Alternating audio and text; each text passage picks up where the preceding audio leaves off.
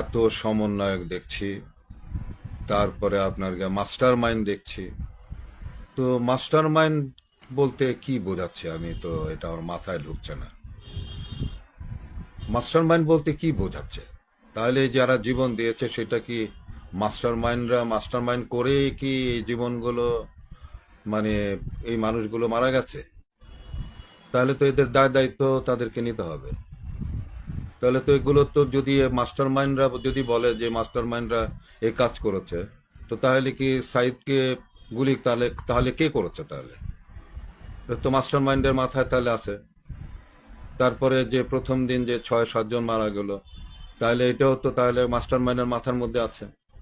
তো এই যে এতগুলো জীবন এবং এতগুলো মানুষ আহত হয়েছে, এগুলো কি মাস্টার মাইন্ডের মাথার মধ্যে আছে? এগুলো কি ছিল? তাহলে যদি এটি থাকে মাস্টার মাইন্ডের, তাহলে তো তাকেও জবাবদিহি করা উচিত। তাদের তো জবাবদিহি করতে হবে। এই এই এই মৃত্যুর দায় দায়িত্ব তো তাহলে তাদেরকে নিতে হবে।